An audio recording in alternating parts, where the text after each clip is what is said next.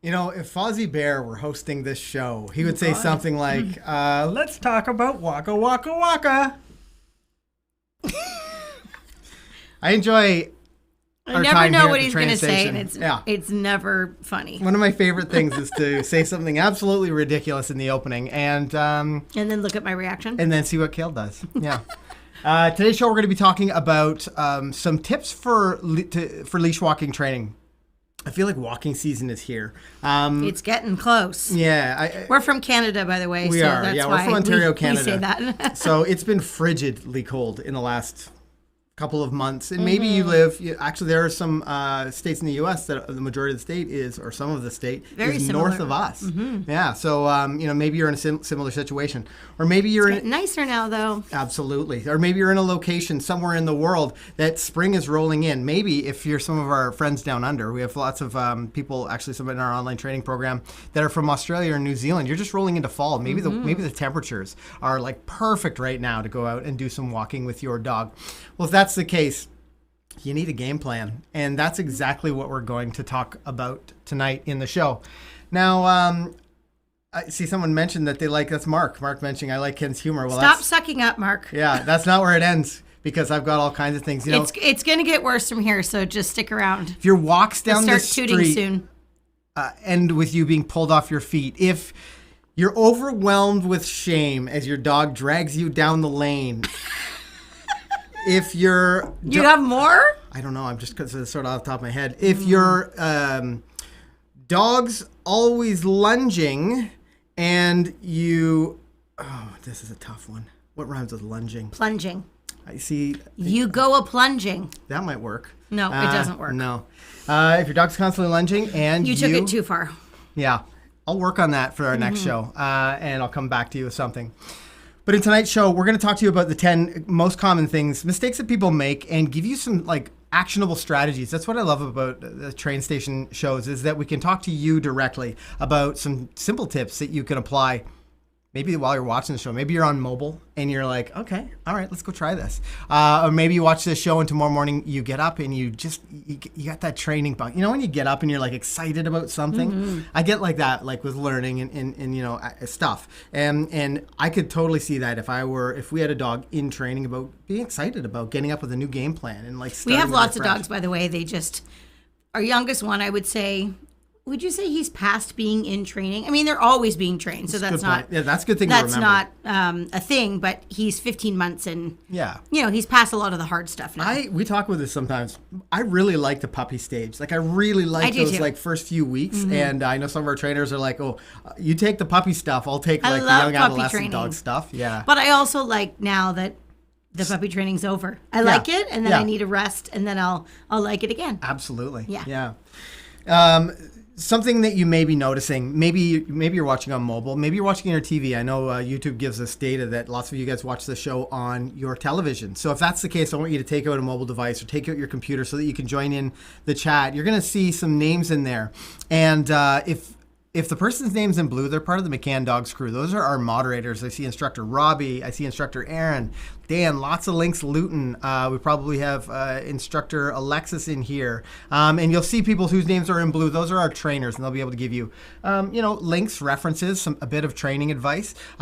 Be careful what training advice you listen to. There's been a couple of times in the past where we saw some pretty bad advice end up in our chat, and our trainers had to say, no, that's not a good idea. Let's try this. Mm-hmm. So, be mindful of that. But we want you to ask your questions. Let us know what you're working on, what we can help you with, because our train station episodes are where we get to dive in deep.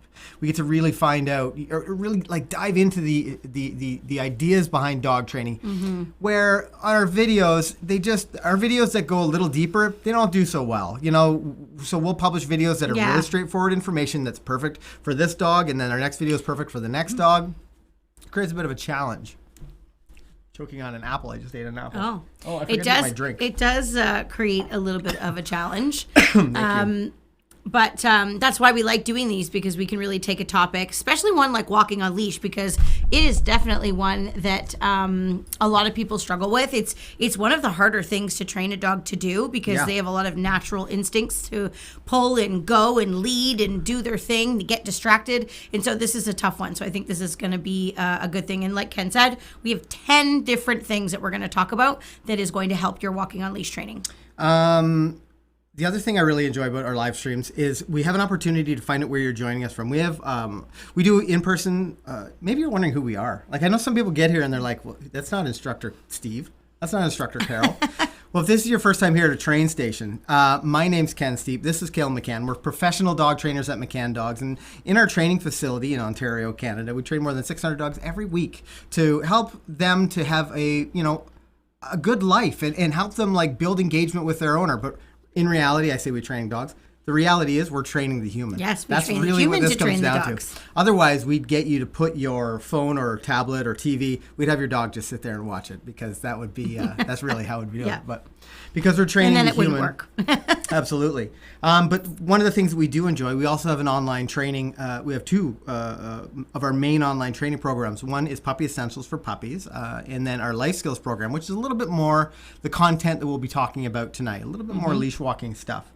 But we have people from 63 countries. Yep. Something like Over that. 60, yep. Yeah, over 60 countries. And it's very cool seeing where our online students come from. And then Kill and the crew will see them in the coaching calls every week. So I like to find out where you're joining us from. Let us know where you're dropping in here in the train station from.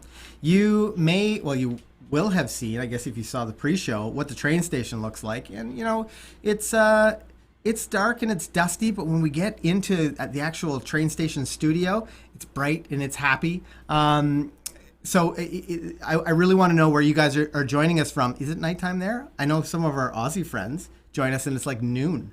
I think it's like lunchtime For over sure. there. Yeah, see, there's Amy from Brisbane, Australia. Very cool. So as you guys let us know where we are here in the train station, or where you're joining us from, we're going to get to the 10 things. We're going to talk about the 10 things that are going to completely turn your walking training around. Poland. Somebody joining us from Poland? That's Very cool. Brittany from San Jose, Tanya from Maryland, Grim from We actually, Indiana. I think, have 1 or 2 students from Poland. Oh, do we? Yep. That's cool. Gina from Jax, Florida, Robbie from Alberta, Kim from Cape Cod. Nice. Holly's from Collingwood, not too far away. Actually, we have a question that we'll dive into. One of our students is nearby, that lives nearby as well. Instructor Aaron's from Paris, Ontario. Janet from Fresno. Debbie from Alexandria, Ontario. You know what, Debbie? I'm going to have to look that up. Do you know where Alexandria is? No. No, neither do I. So check that out. You know what I didn't mention and that I noticed now is some of the names in the chat are in green. And if you see a name that's in green, they're part of the Heart Dog team. And they are channel supporters. So as their names go by, when they're asking questions, we get to see them more easily. It's part of the Heart Dog supporter thing. You'll probably see a button at the bottom of the screen that you can join the Heart Dog supporters. You know what?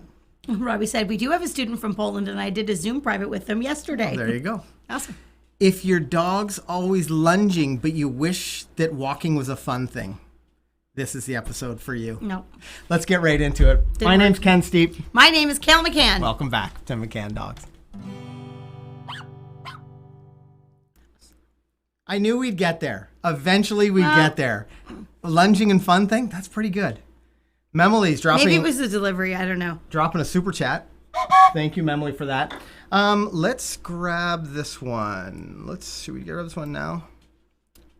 Okay, this is good. Perfect. Memily, I'm going to grab this. I'm just going to put it in the queue for a moment. Let's talk about the first thing that we want to be considering when we're talking. Here's the thing. If you can't get a win, your walking can't begin. And this has a lot to do with like leaving the house. Leaving the driveway, even like getting ready to go for a walk. I know a lot of people complain that like as soon as I go grab the leash, my dog goes completely crazy. Yeah, they're not stupid. They know how to read your routine, and they know when a walk is coming. Absolutely. It makes life so difficult if you're starting with a dog who's absolutely out of their mind excited. And then we hear about people who say, like, every single time I go for a walk to the park, my dog goes absolutely crazy, and I just can't get their But attention. they walk perfectly home. I can't, yeah, or I can't get control.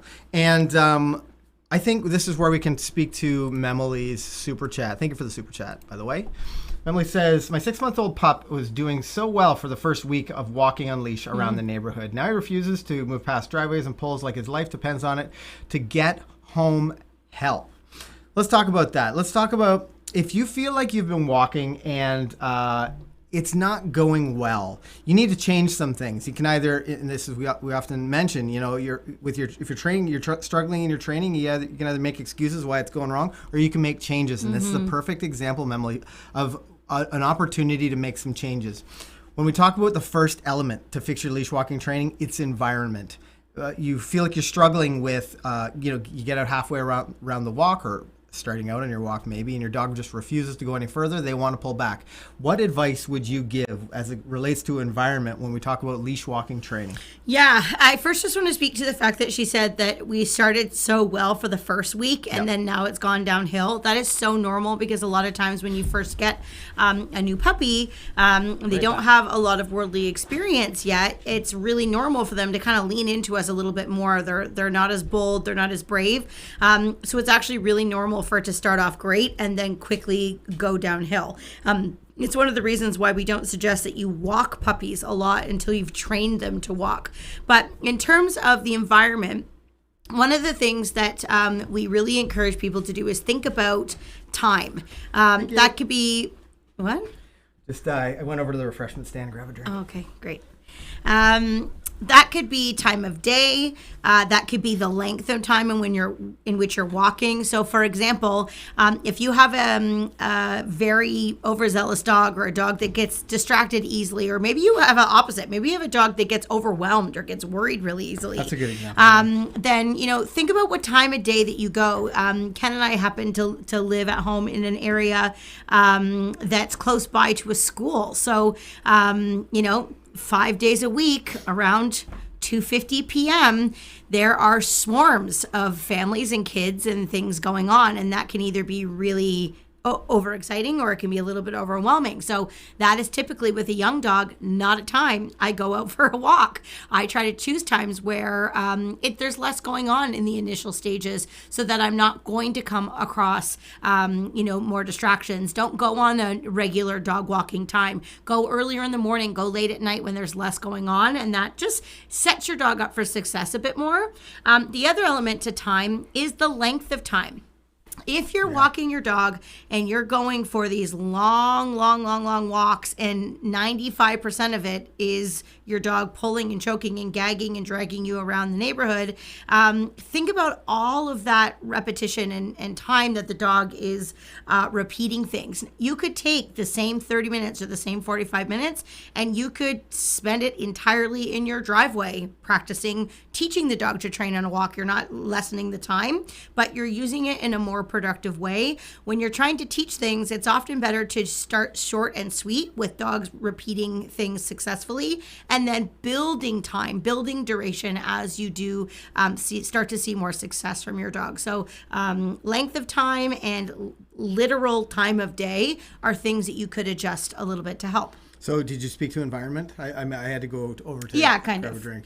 So the first point is environment, where you're training. Number two, it's time, and Kale did a great job of explaining some of that. It confused me that there was no one beside it. I missed that. I see. That's okay. Yeah. But these are really important things to think about. Environment's going to come back almost into every point, though, I think. Absolutely. And that's why we put it first. Yeah. Because so many people people struggle. They say, where are you walking? Yeah, maybe you need to start reinforcing your dog for being in at your side in your living room. And a lot of people think like, well, how is this going to help me? I don't walk my dog in the living room. That's right. So you need to establish a history of reward in that position. That's literally the point. Yeah, exactly. Where there are no distractions, where your dog doesn't have an opportunity to, struggle or be distracted. For the first few weeks of Five Alive, we have a puppy named Five Alive, and for the first few weeks of him being home, the first few months even really, most of his walking training was done up and down the hallway in our house with all of the doors closed and all the other animals away, and I would have high value treats, and I would just train him to walk nice and close at my side. But because I was doing this in an environment where I didn't have to compete against other distractions, he was a rock star. He was so good, and that means we had all this repetition of the puppy saying, wow, I like doing this exercise. I like looking at you. I like being close to your side, because there was so much reinforcement. And then slowly, as he was ready, we would start to build in more distractions. And then from there, we might go to the driveway and so on and so forth. But, we didn't go on big walks around the neighborhood until I felt he was at a point where he could handle that. And I think a lot of people do the opposite. They say, I have a dog, so I should walk it. And then out around the neighborhood they go. And the poor puppy has no life experience, no understanding of how to hold, position at your side, or how to not pull on a leash. They're puppies. There's just no value. They don't know yet. It's really not a valuable thing. If you think about dogs living naturally in the world, it's not a valuable thing to be in at our side in a busy environment. They want to be searching around and hunting for food and looking for stuff and being distracted, because that's what dogs do. So we need to convince them that it's way more valuable to be in at our side, and we're going to do that through a series of rewards. And we talk a lot about food, but we can get on a little bit further that there might be other ways to reward your dog as well. Yep. And whether it is reward or praise, there's some really interesting ways that we'll talk about to build out the time between rewards, because we don't want to have to use food forever, but we're definitely going to use it if it's valuable to your dog. Do something with him? Sure. Yeah. He seems like he. Sure. Oh no, he was outside. Yeah. We're just we just have the dogs in at the side of the trains. We brought them in on the train with us. It's tough bringing 6 dogs on a train, but we figured it out, and then we have them sort of hang out just off screen here, just out of camera shot. But oh darn, I lost my train of thought there. Sorry. It's okay. What were you talking about? I don't remember. Were you starting to set this one up? No. I don't remember. Shall I set that one up? Yeah, go ahead. Okay. We answered this, right? Yes, we did. We did. Oh, I think we can get to the super chat here. Talking about not using treats forever. That's what it was. And that came up because of that. Oh, perfect. Yes. So, you were saying about using the treats and how there's other ways to reward your dog or to keep them engaged. And we, when we start teaching the dogs to walk on a leash, we do want to use some type of motivator that the dog actually wants. And for most dogs, it's food, but that's not every single dog. But whatever you're using needs to outweigh the excitement of the location that you're training in. There's that environment again. So it is important that, if you're practicing outside for the first time and there's squirrels and bunnies and all kinds of fun things, you're not like going out with Cheerios or like kibble. It's like going to the battle with like a plastic fork. It's just not going to do anything. So it's important that you weigh your options so that when you go to a higher distracting environment, you have higher value food. You might be able to get away with that lower stuff when you have less distractions going on. The ultimate goal, though, is that your dog is able to walk without the aid of food. And it's not so much a lure, so we're not bribing the dog to do it. Eventually, once the dog understands, we start to use it as a reward. Okay, so we have a question from... Yarshik. I adopted an 8-week-old Shetland a week ago. She barely looks at me. Okay. When trying to train with treats, she simply sits and doesn't move. Any advice? Well, 8 weeks old is still really young, so she could be getting a little bit settled into her new environment. Shelties can be a little bit funny sometimes. In some cases, they are really, really aware of their environments. As a herding breed, they notice even just the smallest little things. So it could be that she's, a little bit overwhelmed or just trying to take the scene in a little bit, get comfortable. When a dog is not motivated by food, sometimes you have to work at it a little bit. It's not just like a quick fix. One of the things that we will often do, and since your puppy is only 8 weeks old, I would definitely recommend this to you, is start off by using her meals to literally hand feed her. Don't even make her do anything to begin with. Just take the food, instead of giving her the bowl, putting it down, actually let her eat food right out of your hand. And what this is going to do is start teaching her to look to you for the food so that it doesn't just come, falling out of the sky into her bowl. Yeah. It allows to bring more value on you. And once she's eating out of your hand, then you can start to make her do stuff for you. So for example, I might offer the food and then see if I can get her to follow my hand. And if she follows a couple steps, I might yes and reward. And start to teach her that moving with me is going to earn her rewards. That might be a better way to start rather than trying to train with treats right off the bat. Use a time where she's already hungry. It's breakfast, it's dinner time, and implement some hand feeding. And then once you're able to do that, then you can move into more of the leash walking stuff. But you got to crawl before you can run.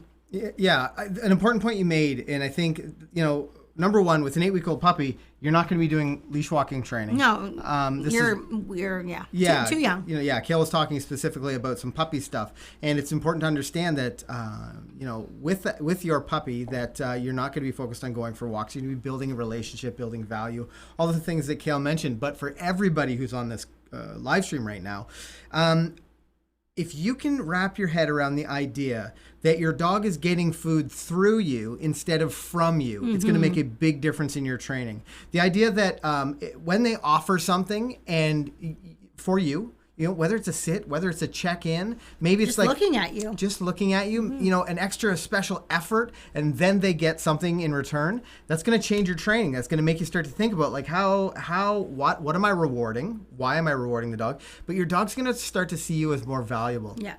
This is especially important when it comes to leash walking training, because at some point, you are just a treat dispenser. At the very beginning, it's the old donkey and carrot routine. We're making sure that they can't make a mistake.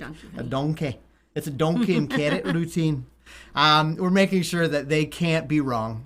And we've got food on their nose. But very quickly, once we've established that it's valuable to be there, we're going to start to lessen the amount of treats that they're getting.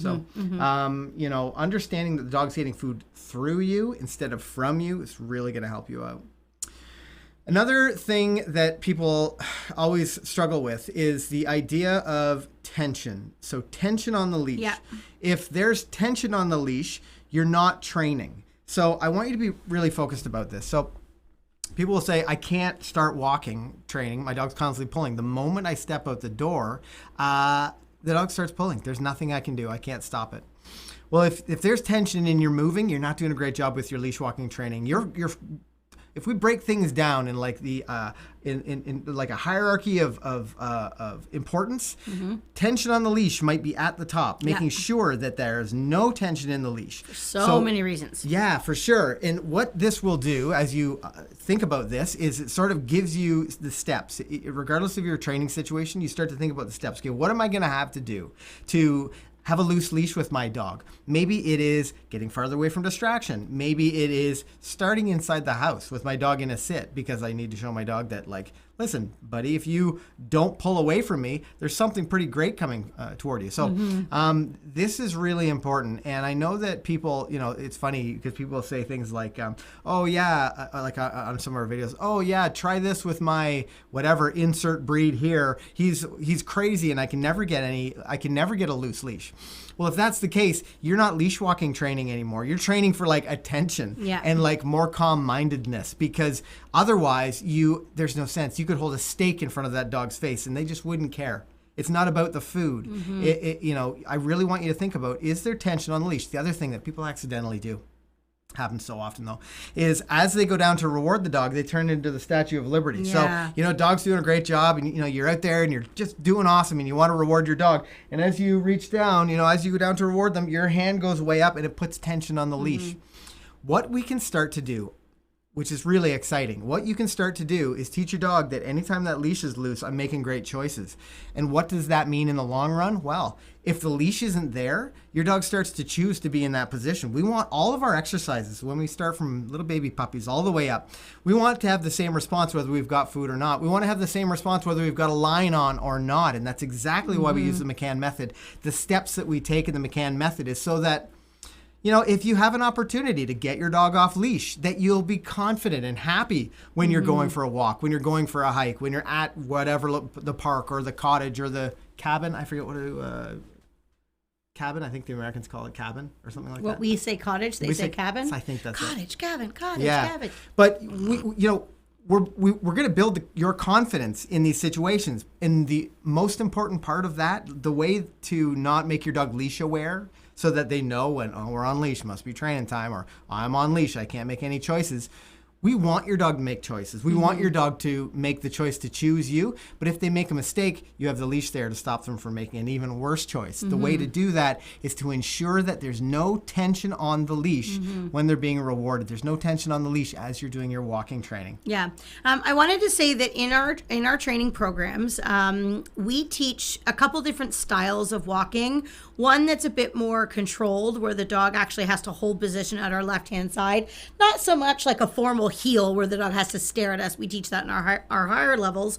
But we teach more of like a controlled walk at our side, so that your dog's not, going off and grabbing things or going out onto the road in an unsafe way. They stop and sit at your side, that type of thing.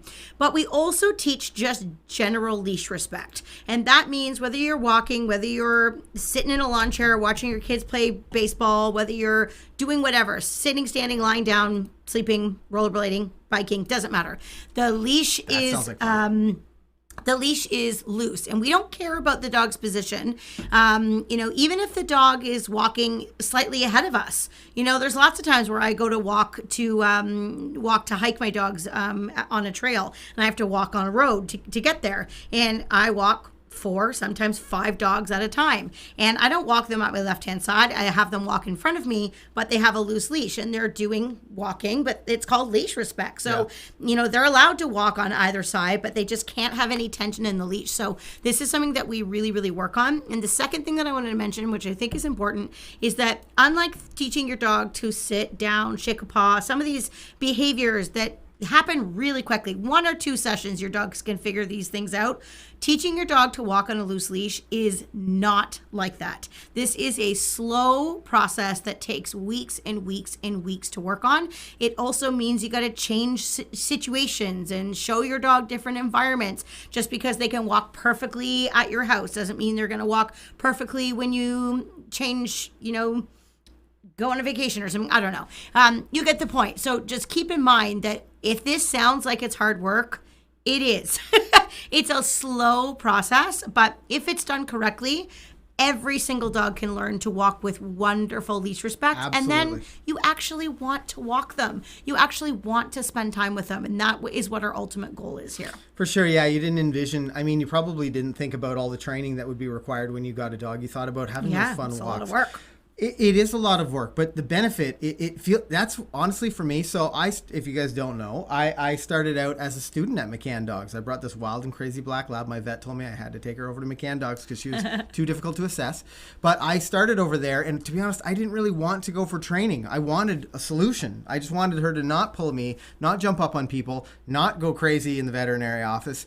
But my vet convinced me to go over to McCann Dogs, and after 2 lessons, my 3rd lesson for sure, I was like, holy man, this is awesome. And it felt so good. I'll tell you, after being an instructor for 15 years or however long it's been, you see the relationship build between the human and the dog very quickly when there's good information. And that is what makes for, really satisfying dog ownership. That's like I don't know, it's hard to explain, I guess, hard for me to put into words, but when you see someone who's like truly happy that their dog is getting it and that they can do more things with their dog and they can be off leash more places and they're not, barking at the neighbor dog when you're walking down the street and like doing those things, there's value there. And I know we often think like, oh great, this work sounds like a lot of work. And it is, but boy, oh boy, is it ever worth it. It's so worth it. A couple of super chats that we need to get to before we get to number 5 or 4. Sue K has a follow-up question. I saw that. Okay. I got that one. Like a follow-up to that. Oh, to that? Okay. Yeah. From, who's this from? Amit loves KOI. And pets, we're getting our first puppy. We went to see him. He was shivering when we both picked him up. Rest of the litter was fine. Puppy's 8 weeks old. Do we have to worry? you come here for honesty. Yeah, I would be a bit concerned. However, it tells you something. It gives you information. It tells you that maybe your puppy isn't super confident in new situations. And that means that when you get the puppy, you're going to have to think about what you can do to build confidence.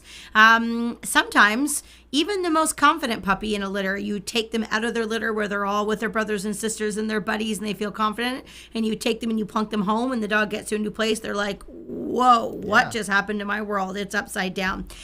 So it's not uncommon for puppies at first to come home or even be separated or be in a new situation and be a little bit concerned. They're all a little bit different. So, should you worry? Worry is sort of a big negative word. Should you be aware? Should you be informed about, what to do with the puppy? Yeah, if you do decide to get the puppy and you get it home, you're going to need to think about what you can do to build the puppy's confidence. And that's not going to be taking the puppy out for a walk and exposing it to things too early. You're going to want to build a relationship. You're going to want to get that puppy motivated to work for food, get that puppy really comfortable and confident in you as a leader and you as their partner in crime. And then it will be easier to expose the dog to new things. So the answer is yes and no for all of the reasons I've stated. Yeah, and it's such a snapshot in time. Yeah, when you who met knows? Your puppy, so who knows? Maybe what it just got its foot caught in something, and then you picked it up. There's so many things, but I love that to be aware, be thinking of, okay, this puppy might be a little bit more worried about the world. We're going to take extra steps to make sure that its first experience home is a good one. I think that's good advice, obviously. From Norma Nelson, when I took puppy class at your facility, my high energy, hey Norma, my high energy Wheaton, I was taught how to use a gentle leader, and it changed my walking training. It's funny that you'd say that, Norma. I love a gentle leader. Gentle leader is like power steering, and we actually get them specially made just for us at McCann Dogs with a metal clip so that the clip doesn't slide at all. Maybe, I don't know. It's not a halty. It's not. It actually uses a different mechanism to sort of have head control. I'm going to dive a little deeper into what a gentle leader is in a little bit because I think it speaks to one of these points. Kale's maybe going to grab one. But I had the same experience, Norma. It just gives you, no tool is going to solve a problem like that, but it gives you power steering. It gives you better control. If you have a super high energy dog or a big, strong, muscular dog, and maybe, you feel a little bit outdogged, overwhelmed by its strength and power, a gentle leader is the perfect solution to give you a little bit more head control. I've trained many dogs on gentle leaders because I find that I can use far less leash redirection on their neck, and I can, guide the dog more gently, as the name describes.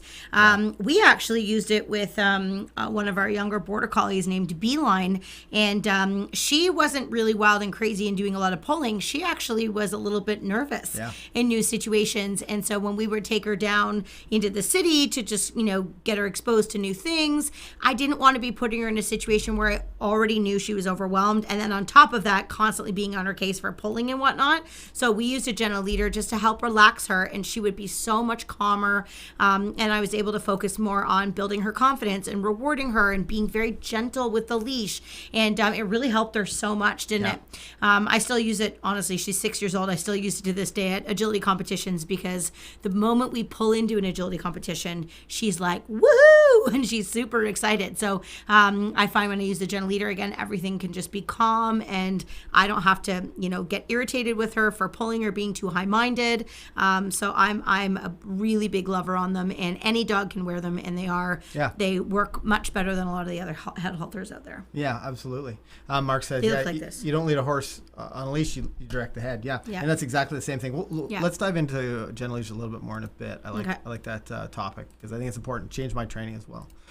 Sue K, one of our Heart Dog supporters, says, Casey still moves out of position without pulling when we're heel walking. Will you discuss timing or correction for that? Or timing of correction for that? Yep. You want to talk a little bit about that? Does the other part of the question have anything to do with it? She says, the other thing is Casey does is on a long line with a gentle leader, clip attached to the flat collar. That's important. He still pulls some. we'll talk to you about transitioning between a gentle leader and a flat collar. Okay, so first question first. So if the dog moves out of position when you're working heel, talking about the timing of the correction for that. So yeah, when we're working on heel specifically, we do have an expectation that the dog walks at our left-hand side. So it's different than the one that I explained a few minutes ago where the dog can kind of walk anywhere. So we do have two expectations, two different commands, two different body languages so the dog can easily tell the difference between the two.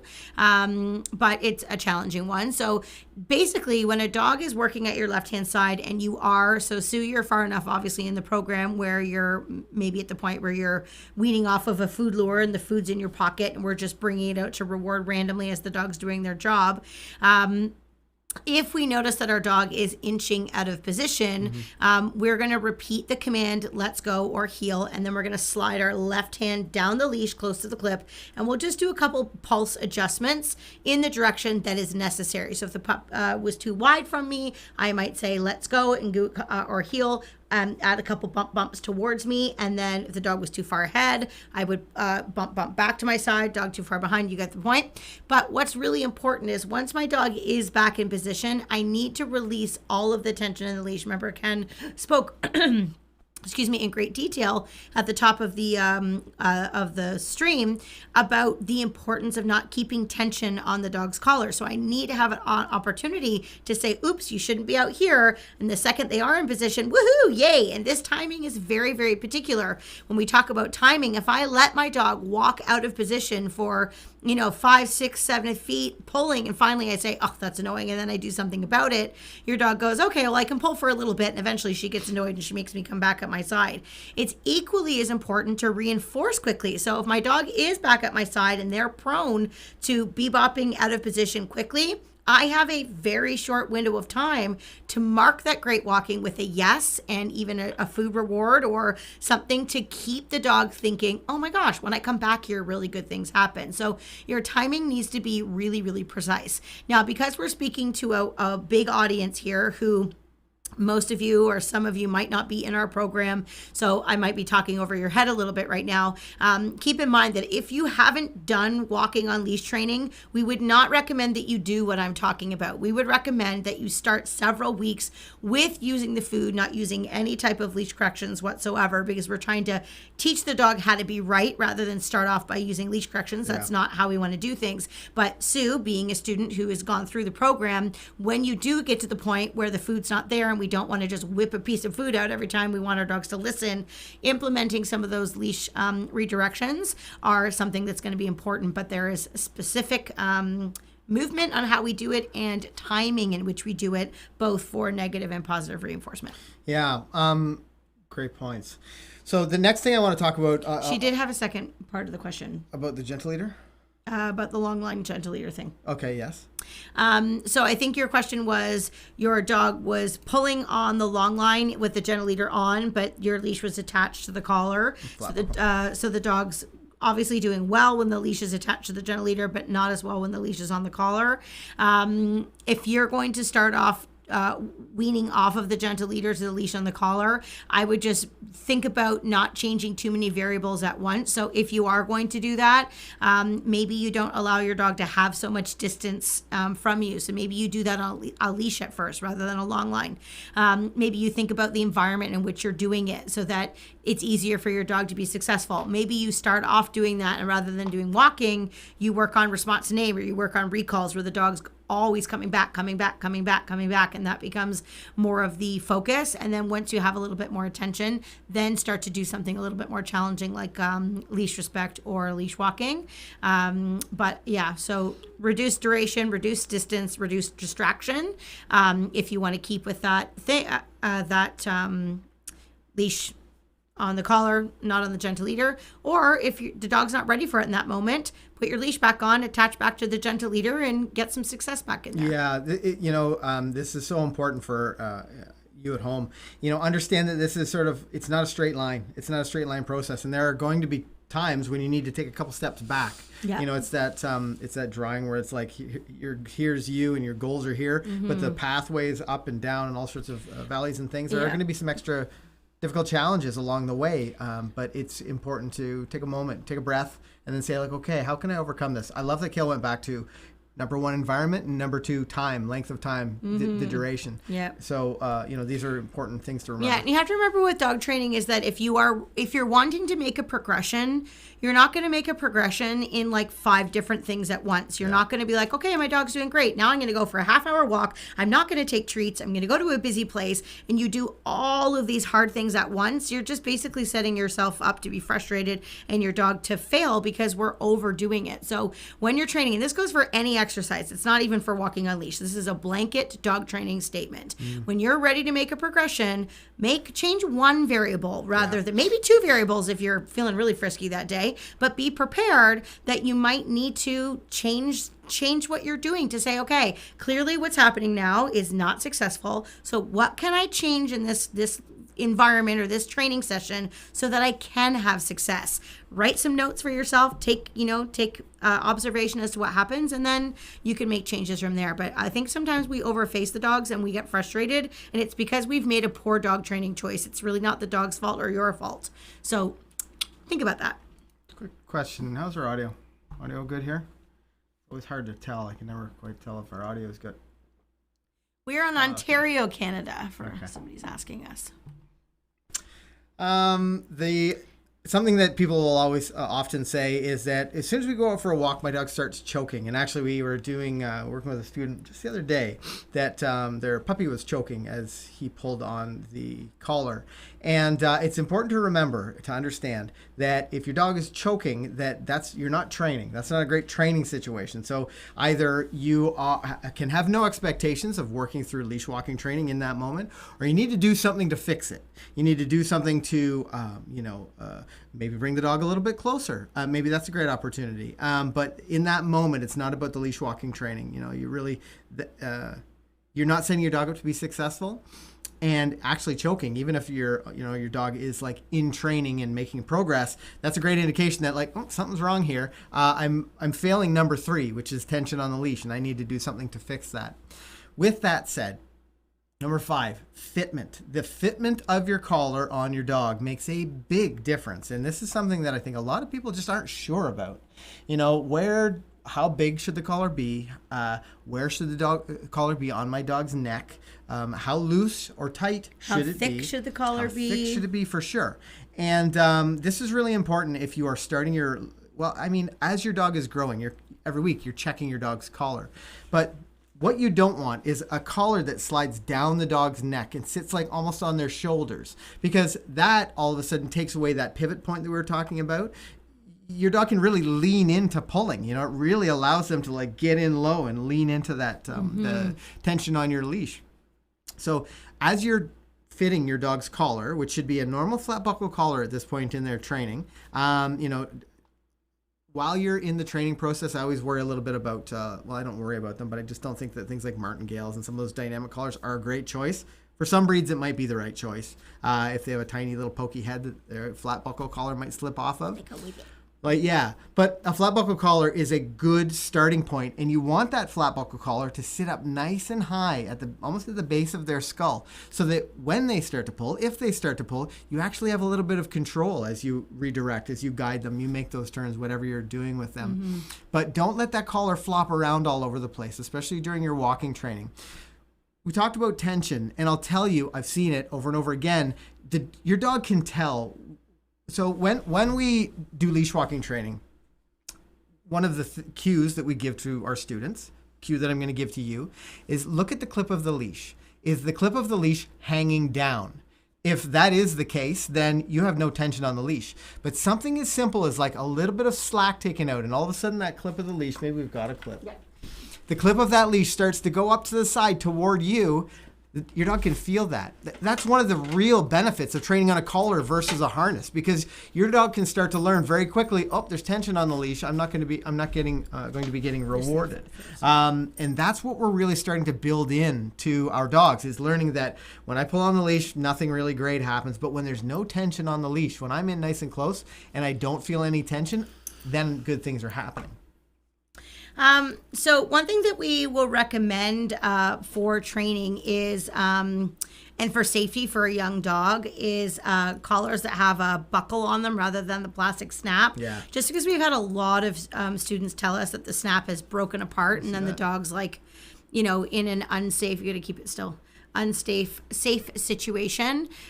So it's not like a total necessity, but this is just from our experience, something that we find is helpful. Something that's adjustable so that you don't have to buy a million collars, and you can have it always fitting the dog's neck correctly. So something that's adjustable is really helpful. Width is really important.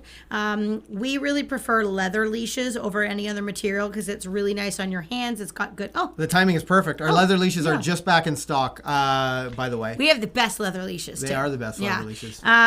Anyways, but what Ken was talking about is if the dog understands that there's no tension on the leash, they're going to see a picture that looks like this. So the clip of the leash is pointing towards the floor, and I have what we call, we like to say a gentle J, a J shape in the leash.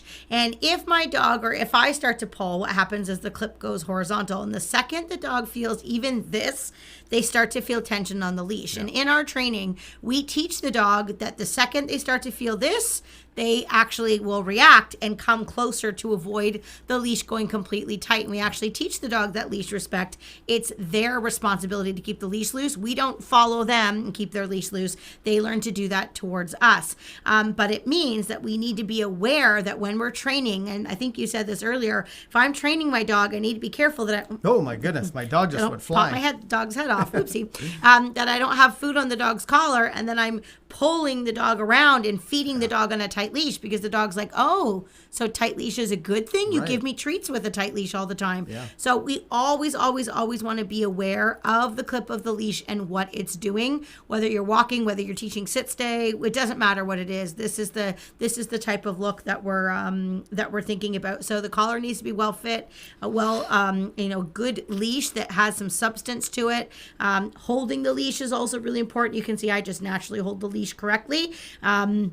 And this is to give me lots of control so that the dog's not going to pull out of my hands. I have good control. I have good fitment, which means now I'm going to have a lot better success with my dog. A lot of people have equipment that's either way too big or way too small for dogs. And if the dog feels like the equipment isn't really substantial, they will push boundaries a little bit more. So it is important that you do have things that are properly fit. Yeah, and good quality. Invest in good quality stuff. I truly believe this leash is, I bet you, it's probably like 20, 25 years old, this leash. Probably. And it's so soft and so nice. Yeah. They last forever. Like, they're really, really, as long as your dog doesn't chew it, you should be watching them. They shouldn't be chewing it anyways.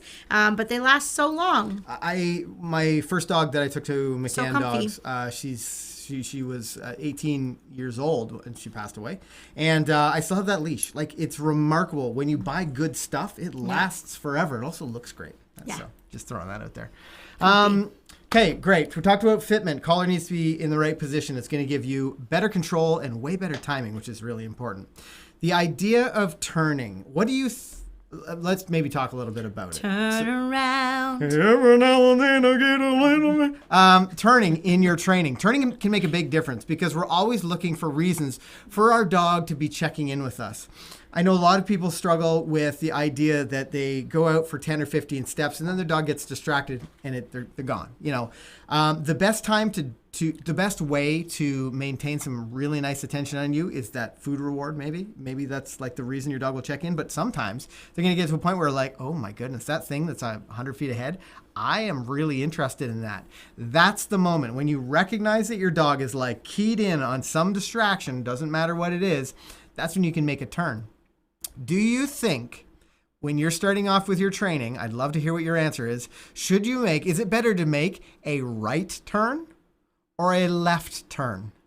And I'll leave that to you. I want to see what your answers are.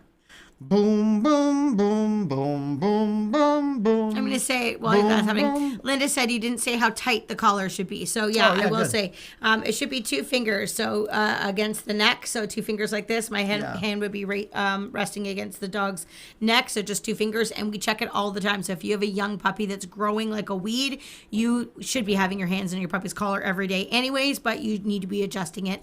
Sometimes when our puppy was growing, I was adjusting his collar like daily at some points. So that's going to be a really important. And then someone else way back when asked something that I think is important that I say is if you are using a gentle leader and a long line, you are never, ever, ever going to have a long line attached to any type of head collar. We don't want to be having a dog pulling on the head with so much distance. So I maybe was not clear enough with that. If the gentle leader's on with a long line, the long line should be attached to the actual collar and not on the gentle leader.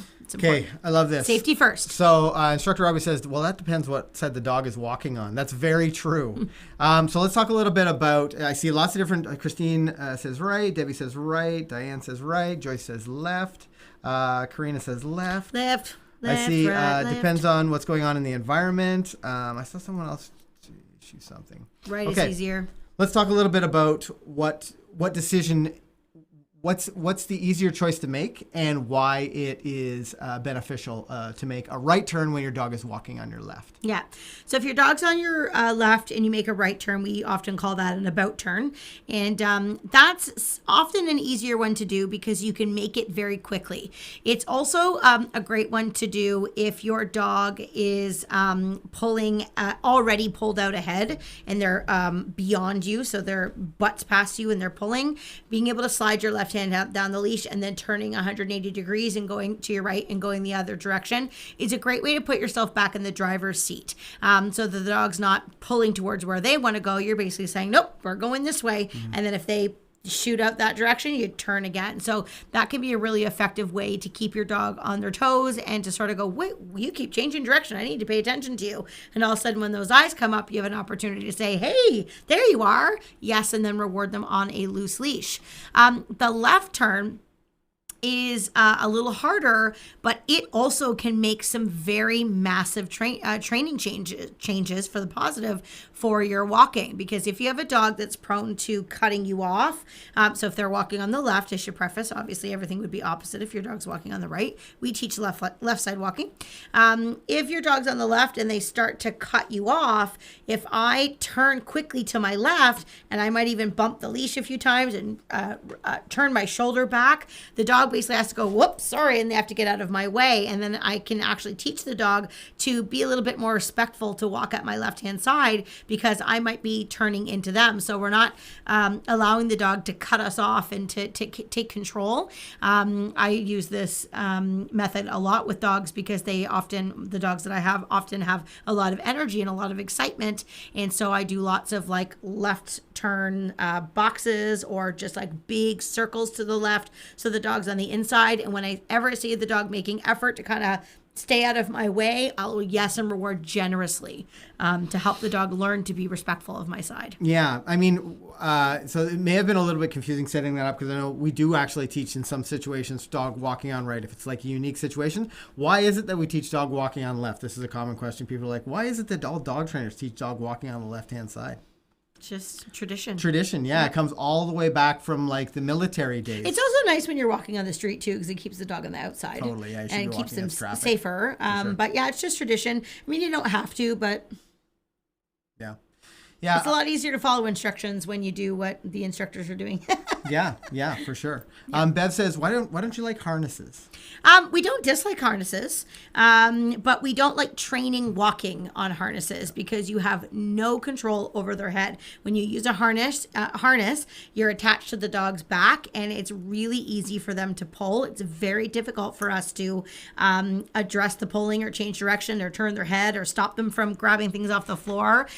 So we don't do that. I personally, coming from a very high level dog sport background, would never ever in a million years use a front attachment harness. It is absolutely horrible for your dog's body. So yeah, I would just set all of them on fire. I would never ever use them.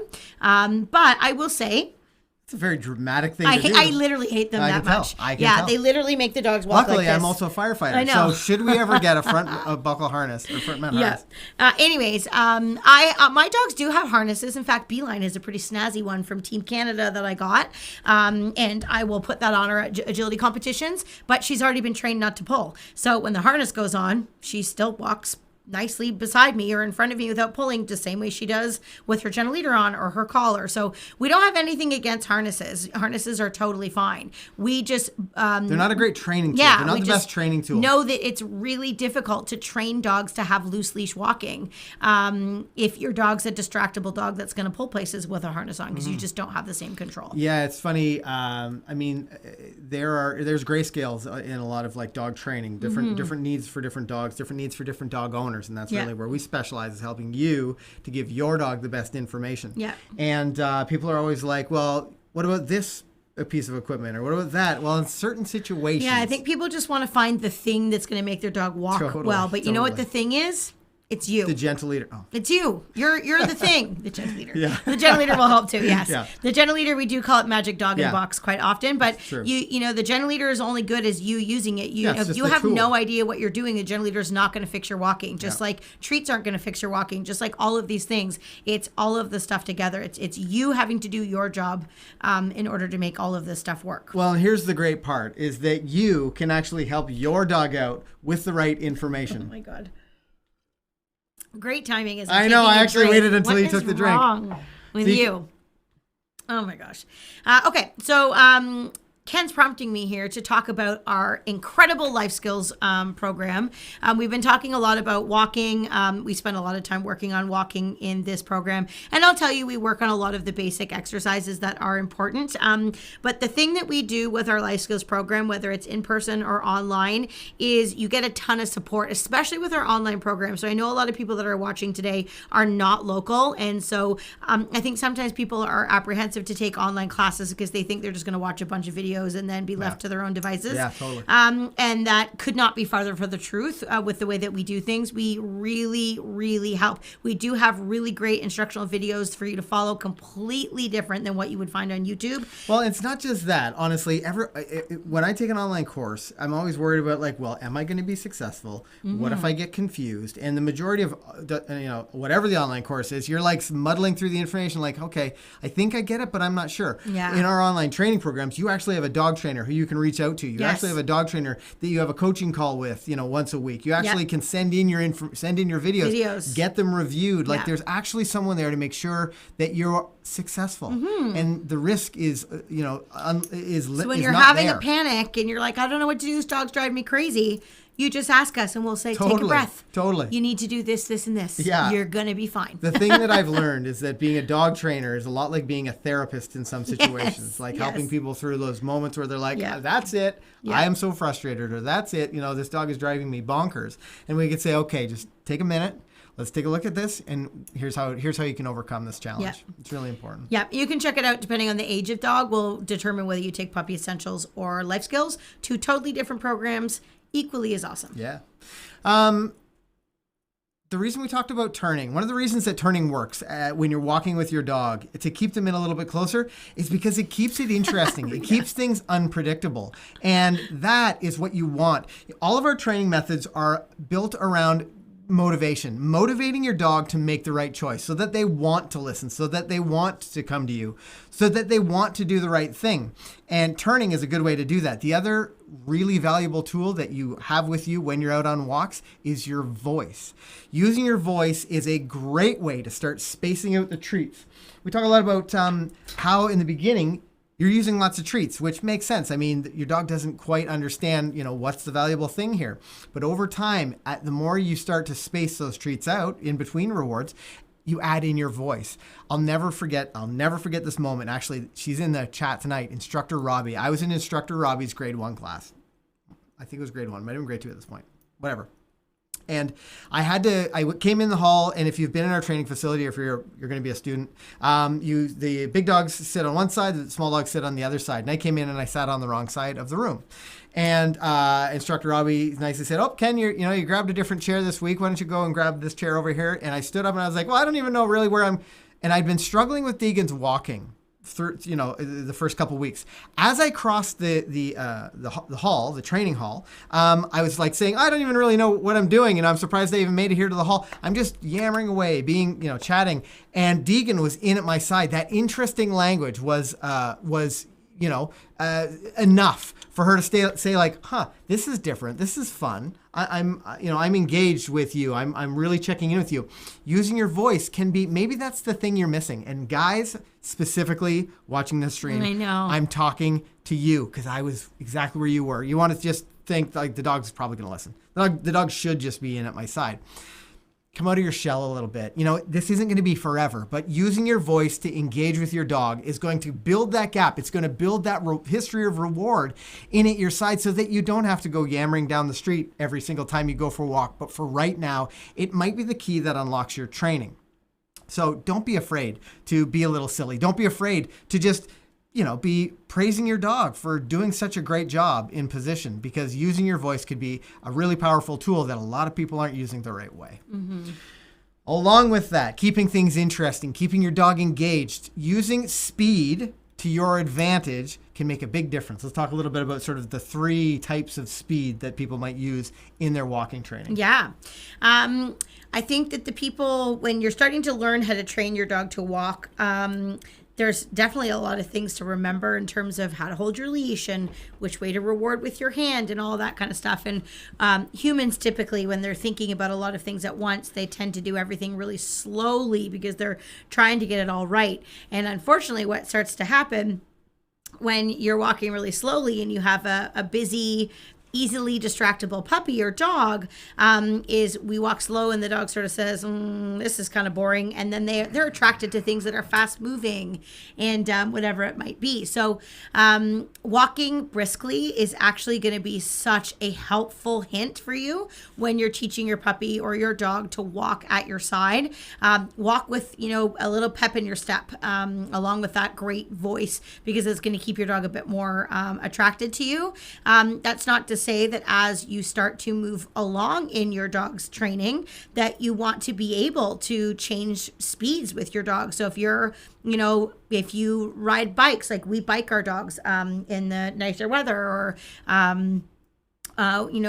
for those of you who jog or whatever, they need to be able to still not pull when you're running. Or if you're, pushing your baby, or you're carrying a bunch of things in your hand and you have to walk a little slower. Right now it's icy, walking across ice. Yeah. The dogs need to kind of walk carefully with us so that they don't pull us over. So they need to sort of adapt to our speed. But when you're teaching, walking a little quicker can really make such a difference in your dog sort of going, whoa, where are you going? And then they want to kind of hustle and hang out with us a bit more.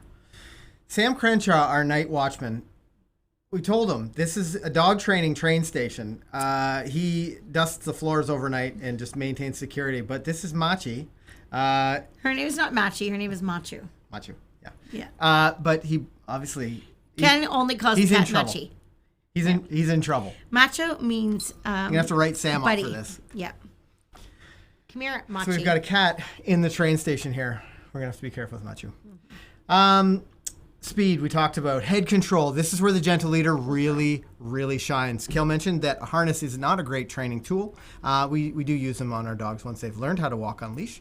But the Gentle Leader is really where you get the when your dog starts to pull on the Gentle Leader, the way that they're made, different. It's different from things like the Halti, and where on the Halti the nose slides up and down and it's sort of bound by 2 straps here. Well, the Gentle Leader, when your dog pulls on the leash, it tightens down and it turns their head back in toward you. That's the real benefit of the Gentle Leader, is that it actually, when your dog is pulling and it puts pressure, it turns them back toward you. What we love about the Gentle Leader is that you're doing your training, you're walking along, you're doing your thing, your dog starts doing well, you can very quickly turn it into a flat buckle collar and you double clip it on. So now your dog is on a flat buckle collar. So you go from this training collar, which again, we talked about all of our goals have to do with like that time when you don't need food, you don't need leashes, you don't need lines. Well, this tool is exactly like that, so that there comes a time when you're walking your dog on leash and they're doing great. Well, guess what? You can slip it out. Now it's a flat buckle collar. You clip it on. Now it's a flat buckle collar, and you continue on your walk. If your dog starts to struggle again, you can unclip it from the double clip. You turn it back into a head collar. Like we love this tool for this reason specifically, because it's so training focused. I don't want to be dependent on anything. That's what makes a gentle leader so nice. But this is also why head control is so valuable. Mm-hmm. So somebody had asked about, because our gentle leaders are sold specifically with a metal buckle. The company actually makes gentle leaders special for us. Yeah. And they're in our medium sizes and above. Somebody had asked why our smalls don't have buckles.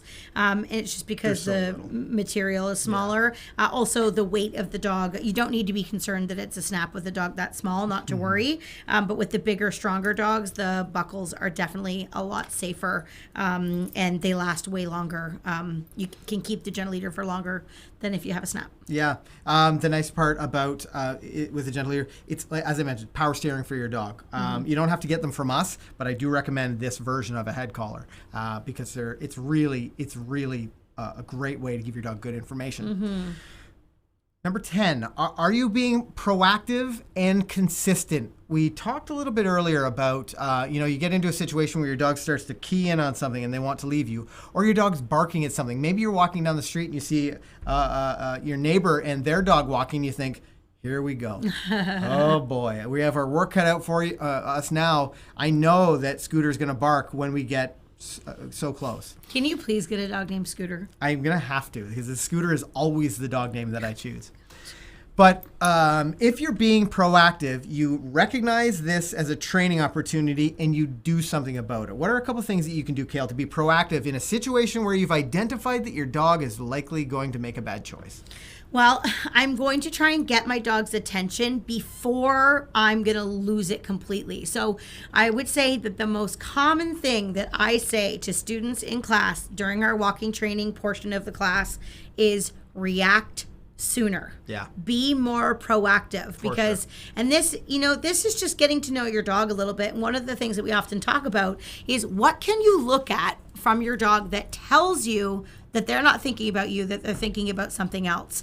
And it's a pretty easy thing, and that is their eyeballs. So if they're walking and they start to lock on to something, their brain is no longer thinking about you. Their eyes are attached to their brain, which is attached to their body, and then they're going to go. So when I'm walking along and my dog starts to lock on to a different distraction, I don't wait to see what my dog does or not notice it in the first place because that they're just going to pull and go towards that distraction. That's when I'm going to start utilizing one of the 9 other things that we've talked about. I might change direction. I might slide my hand on the leash. I might use more voice. Hey, you, what are you doing? Don't look at that. Yeah, hey, and my dog's back. That's better. Let's turn and go this way. Yeah. I'm going to use some of those tools that I have to re-engage my dog so I stop them from making a poor choice because I am so proactive in what I'm doing. I'm also going to be proactive by making sure, and I kind of said this a little bit earlier, but I'm going to try to make sure I'm not putting my dog in a scenario where I know they're going to be bad. So if I know that walking around, the neighborhood with the other dogs or whatever is just too much for my dog right now, I'm not going to do that. Mm-hmm. I'm going to practice my walking in a different scenario where it's challenging, but not over facing. That's another way you can be proactive and ready to make better choices for your dog, give your dog better information, then in turn, your dog gets better trained. Yeah, I love that idea. If you think of like, we talked about the dog training target. I don't know whether I've got the animation on here. I don't think I do. But if you think about like the point that you're going to fail is the bullseye, is the center. Like you're really going to struggle when you get into that circle.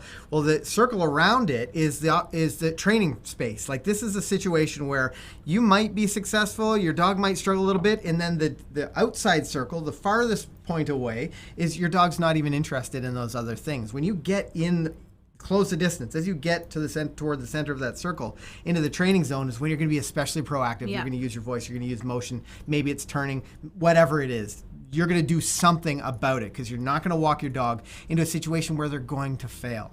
The other thing you have to remember is to be consistent, and this is where so many people make a bad choice. They'll say something like, oh, our walks to the park, I'm training the whole way, and then he just drags me the rest of the way home. I've got some bad news for you then. Your walks to the park shouldn't be happening anymore.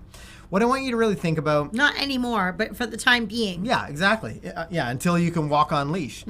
What I want you to really think about is that, like, you're spend this extra effort right now. So maybe that means that your walks are on your street between the light poles, or maybe, you know, it's from like driveway to driveway or wherever. You just invent some distance at this point.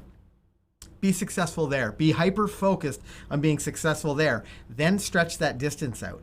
But don't lull yourself into a situation where you have a dog in training, you're working your butt off half the time, and the rest of the time you're like, well, you know, we did training this morning, so I'm just going to let them drag me. Kale talked about leash respect, where we do like an informal position. Yep. I want to talk for a second about when you go for a walk, like an opportunity for like to let your dog sniff stuff, and like being hyper focused for like whatever the distance is, but you're making sure you're doing a great job. Your dog is being successful. You're having a great time. And then you get to a point where you want them to go pee. What do you do at that point? Yeah, at that point, I would release them from my side and just let them show leash respect. And I would let them be around me a little bit, and I would address the pulling by using some pulses on the leash. But I would give the dog a little bit more freedom. You know, I like to practice leash respect when I like go down and grab the recycling bins from the end of the driveway. Exactly. I might practice like him walking at my left, nice and close and controlled.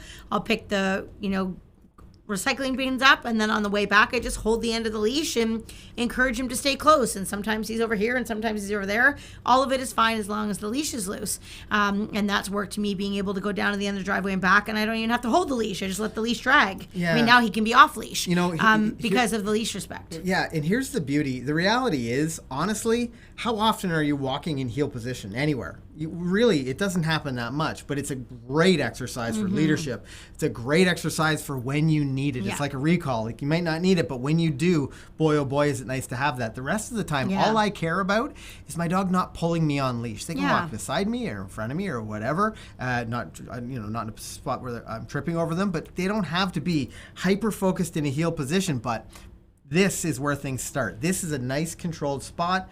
And someone had mentioned earlier, like, what do I do when I want my dog to just have a moment to go sniff something? And that's a great idea. We have a couple of videos where we talk about that, I think, where we were walking. I don't remember what dog it was, but we talked about going for a walk at the park. We're doing a lot of walking training there. And you get to a point where you've been successful, and then, okay, go sniff or go pee or go do whatever, and the dog's not pulling on leash. You do need to figure out what's the balance there. Yeah. You know, how much is super focused and how much is like just sort of relaxed time. The whole time being consistent that there's no pulling on leash. Yeah. That's really what you need to make sure of. That's really what I want you to be really focused on, because there's so much value in that. And you're gonna have the skills to go anywhere. Yeah. You know, really, really important to understand that. Question I have for you. Actually, let's talk about number 1, environment. Consider the environment. Number 2, time of day, the length of time. Number 3, tension. Don't be focused on the tension. If the leash is tight, your training isn't going right. Do something to fix it. If your dog's choking itself, you're doing it wrong. That's not. If your dog is choking, you're not in training. Fitment. The collar needs to be fit correctly. Turning. Number 6, turning. Turning is a valuable tool. Keeps things interesting Change for direction. both you and your dog. It allows you to overcome some distractions. Number 7, your voice. Great way to stay connected with your dog. Guys watching this, especially because for some reason we seem to be the worst at this. Build a relationship. Use your voice to maintain some connection with your dog. Yeah, and I mean, it doesn't need to be bubbly and goofy. It's whatever connects with your dog. It's better if it is, though. Yeah. Kale, she's right. That's the problem. I've seen it over and over again. Speed, changing your speed can be valuable. Number 9, head control. Get control of your dog's head. If you have a real puller, it's a great way to bring them back in and be able to get some moments, some opportunities to reward. And number 10, are you being proactive and consistent? Because both of those things, big picture, that's how you're going to be great at training your dog to walk on a loose leash. Now, I have a question for you. Do you put music on for your dog when you leave the house? This is perfect that it's on right now. because we actually we're making music specifically for dogs. We're working with digital composers, creating music with all kinds of low tones and all these washing sounds with the specific beats per minute that is set up for your dog to relax. Like it's 68 to 72 beats per minute in and around there, and your dog will relax while you're away. We put music on when we go away. Kel travels quite often with our dogs because she's competing. And she'll always use music when we're there. For our crate room at the hall, we'll have music playing. In fact, in our lobbies at our training facility, we have nice, the McCann Dogs relaxing. music playing. And at the end of tonight's You'll listen show, to it even when you're just like doing a puzzle or yeah, something. yeah, totally. It's just relaxing. But we have a YouTube channel that you're going to go to at the end of this show. As soon as we get out of here, I'm going to send you directly there, and you can check it out. Hit that subscribe button, hang out, see what you think about the music. Put it on when you leave the house. Music's also available on Spotify, Apple Music, and a whole bunch of other music places. But we want you to... Everything that we do here at McCann Dogs helps you to have a well-behaved four-legged family member. Doesn't matter what it is, but all the products that are going out to you are going to help you to achieve your goals, because that's really what we want for you and your pup. And I thank you for joining us here tonight. Big thank you to all of our instructors. And the only thing I have left to say... Wait. I just wanted to say that if any of you are thinking about doing puppy essentials or life skills with us, we literally have a coaching call on Monday. Oh, that's true. So you could join us. Like you can start tomorrow, which would be really cool. We'd love to see you there. I forget to hang out with Kale. One of the topics is talking about jumping up, not jumping up on counters, not counter surfing, not jumping up on people. The other one is, how to exercise your puppy so that they're not, perfect. If you're not walking your puppy, what the heck are you going to do with them to expend their energy? So we're going to give you tons of information on that. We do totally different things every single week. And if you need any equipment, you can check out our store. Now, I probably shouldn't say this, but there's only 2 spots left in our life skills program that starts this upcoming week. In person. So make sure you check it out online. I definitely join the call on Monday. We look forward to seeing you. But remember, with all of the teaching, all of the training, all of the things that we've talked about tonight, the rest, my friends, well, that is up to you. Happy training.